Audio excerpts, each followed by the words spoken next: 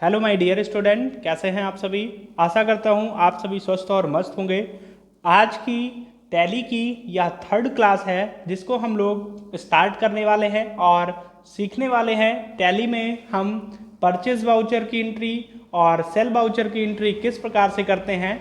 इसके पहले की क्लास में मैंने आपको बताया आप अपनी कंपनी में किस प्रकार से पूंजी को प्राप्त करते हो, किस प्रकार से आप अपने बैंक में पैसे को ट्रांसफ़र करते हो। इन दोनों चीज़ों की एंट्रियां मैंने इसके पहले वाली वीडियो में बनाई है, जिसकी वीडियो आपको डिस्क्रिप्शन में मिल जाएगी। और अगर आप अभी नए हो, फर्स्ट टाइम इस वीडियो को देख रहे हो, तो आपके लिए सबसे पहले कंपनी क्रिएशन आना चाहिए, क्योंकि हम लोग अभी ये बीच से एंट्री कर रहे हैं, क्योंकि step by step one by one video में डालता जा रहा हूँ। सबसे पहले आप कंपनी क्रिएशन की वीडियो देख लें, फिर उसके बाद कंपनी में पैसा लगाना, बैंक में पैसा ट्रांसफ़र करना, यानी वीडियो दूसरी जो पड़ी हुई है उसको देख लें। फिर इस टैली की थर्ड क्लास को आप देखें, और अगर आप देखें हैं टैली की समस्त क्लासों को, तो आज आपकी टैली की इस थर्ड क्लास में आप सभी बच्चों का स्वागत है। आइए आज हम लोग एंट्री करना बहुत ही आसानी से सीखेंगे कि किस प्रकार से हम अकाउंटिंग वाउचर में किसी भी सामान को अगर खरीदते हैं तो किस प्रकार से उसकी एंट्री को करते हैं। हम सीखेंगे कि किसी भी सामान को अगर बेचते हैं तो किस प्रकार से हम उस सामान को बेचेंगे। देखिए, सबसे पहले आप सीख लें आपको लेजर किस प्रकार से बनाना है, जो कि मैंने आपको इसकी पहले की वीडियो में बताया था। एक बार फिर से मैं यहाँ पे दोहराता हूँ। देखिए, आप सीधा सा अकाउंटिंग वाउचर में चले जाएंगे और यहाँ से आप डायरेक्ट तरीके से लेज़र को किस प्रकार से बनाएंगे इसको सीखिए। आप यहाँ से सबसे पहले तो आपको शॉर्टकट की याद होना चाहिए। अगर नहीं याद है तो आप शॉर्टकट की, टैली की समस्त शॉर्टकट की को आप लिख के और उसको वन बाय वन याद कर लें। अब हम यहाँ पे सबसे पहले मान लो कोई भी चीज़ अकाउंटिंग वाउचर में जाके खरीद रहे हैं तो किस प्रकार से खरीदेंगे।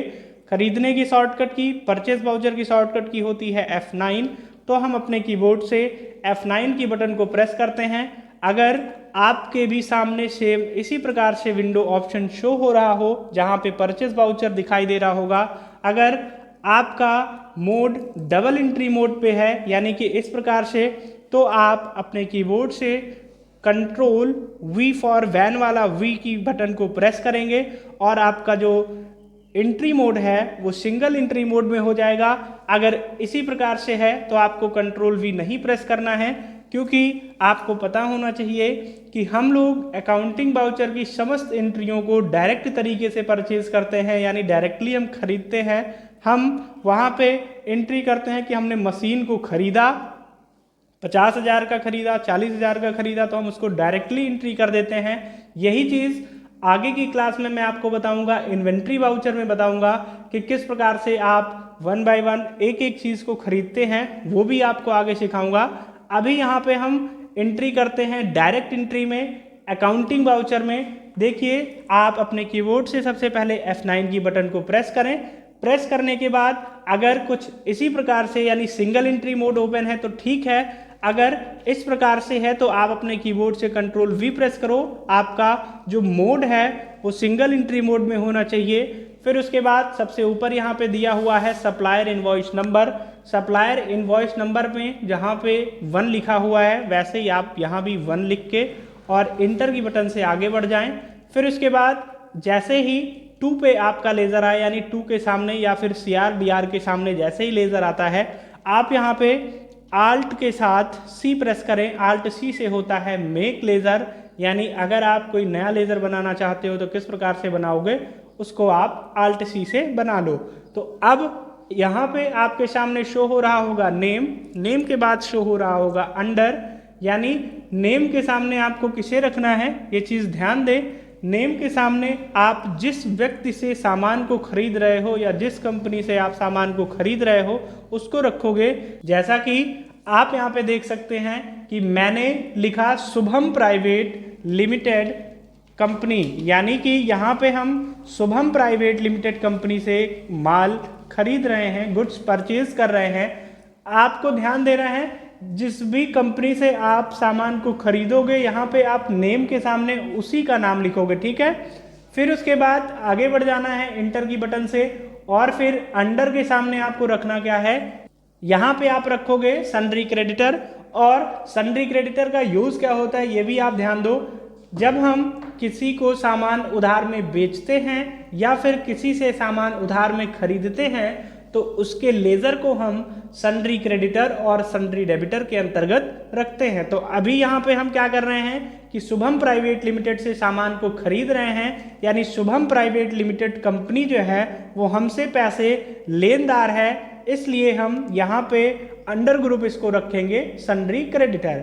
और सन्ड्री क्रेडिटर करने के बाद यहाँ पे मेंटेन बिल बाय बिल जो लिखा हुआ है इसको आपको कर देना है नो, और फिर उसके बाद आगे बढ़ जाना है। आगे बढ़ते हुए आप इंटर की बटन को प्रेस करते रहोगे बार बार, तो आपके सामने कुछ इस प्रकार से ऑप्शन शो होगा, एक्सेप्ट, यस और नो। आप अपने कीबोर्ड से वाई की बटन को प्रेस कर दो, आपका लेज़र जो है वो ऑटोमेटिक से क्रिएट हो जाता है। अब हम शुभम प्राइवेट लिमिटेड कंपनी से मान लो सामान या फिर 20 है उसको लिख देंगे 20,000।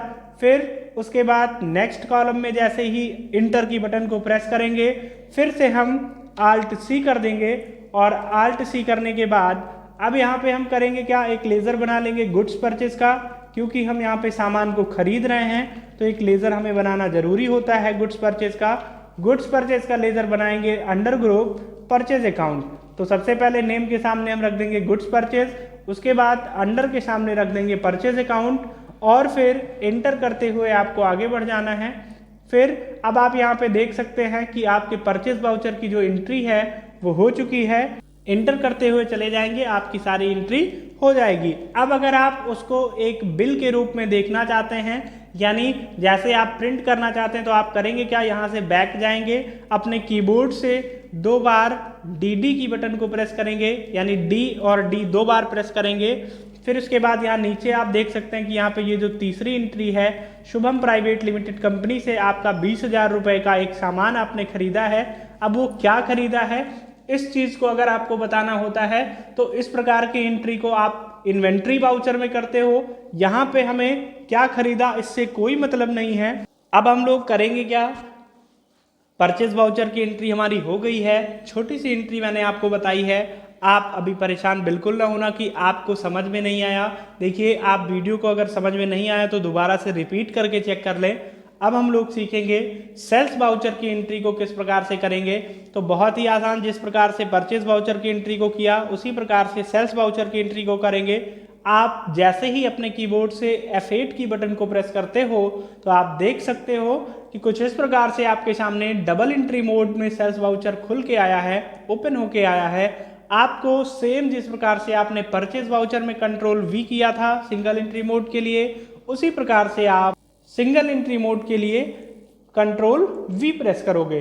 तो कंट्रोल V प्रेस करने पे हमारा जो सेल्स वाउचर है वो सिंगल एंट्री मोड में कन्वर्ट हो जाता है। अब हम करेंगे क्या, यहाँ पे रेफरेंस नंबर पे 1 डाल के और आगे बढ़ेंगे। देखिए, यहाँ पे ध्यान देना, बहुत ही समझदारी से आप काम करना। अभी एंट्री जो है वो बहुत कठिन नहीं है। अगर आप फर्स्ट टाइम टैली की एंट्री को देख रहे हो तो आप ये मत सोचो कि मैं नहीं सीख पाऊंगा, क्योंकि बूंद बूंद से घड़ा भरता है, ये आपको पता होगा।